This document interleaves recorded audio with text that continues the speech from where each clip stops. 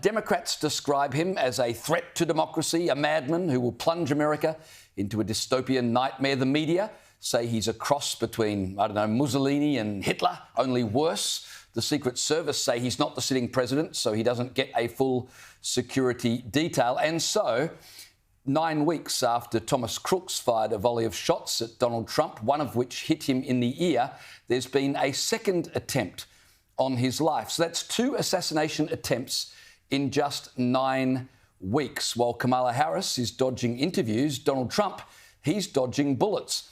And if you listen to MSNBC, well, it's all Donald Trump's fault. Do you expect to hear anything from the Trump campaign about toning down the rhetoric, toning down the violence, or would that be atypical of the former president? Well, Alex, remember back to the assassination attempt on President Trump's life and how, there was talk of a new tone, and then the Republican convention was, by Trumpian standards, muted. And it did seem like he was, just trying to take it down a few notches. But then by the end of his convention speech, we were kind of back to where we started. I remember when we used to joke that if Donald Trump cured cancer, he'd be criticised for putting oncologists out of work. These days, Donald Trump can't even get shot at without it being his fault, Caleb. It is insane. Well, actually, no, it's not insane. By American left standards, that's an entirely sane response. Normal. And it's exactly what we saw after, as you say, he got shot in the ear in Pennsylvania. I remember on CNN, one of the first things they were saying was that, he fell to the ground, not that it was obvious that he'd been shot or anything.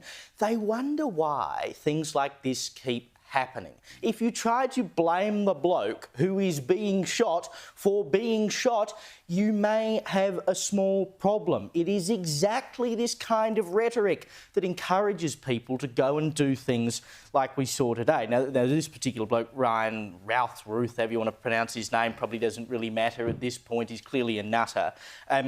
He was found before he was actually able to do any potential damage to Donald Trump, and thank God for that. But it raises the question, how on earth, once again, was someone able to get that close to the potential next president of the United States, former president of the United States? Trump was at his golf course at West Palm Beach in Florida. He was on the 5th hole. This bloke was stationed at the 6th hole. It was only because a member of the Secret Service saw the gun pointing out between some shrubs of a fence and fired a shot at him that this bloke then ran off. That's exactly how brave he was.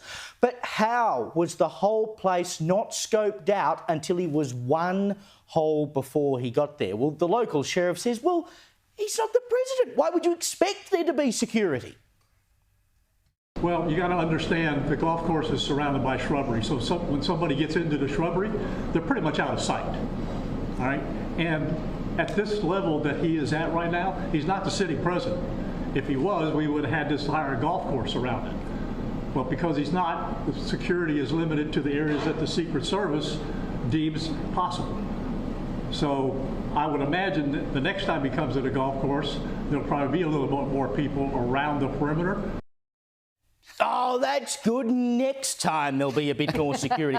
Maybe they would have thought after 9 weeks ago when he was shot at in Pennsylvania, perhaps now would be the time to have this was the next time. Like, for heaven's sake, how far behind the 8 ball can these people possibly be? And I sort of hadn't thought about this in depth since Pennsylvania. But when I heard this today, I started to have the thought that particularly if he becomes president, I suspect he's not going to die of natural causes. He's going to die because someone kills him. If it got this close a second time round to him being shot at, I'm almost convinced that at some point Donald Trump is going to be struck more severely than he was in the ear, or he's going to be killed. It is that bad. People are that mad in America right now.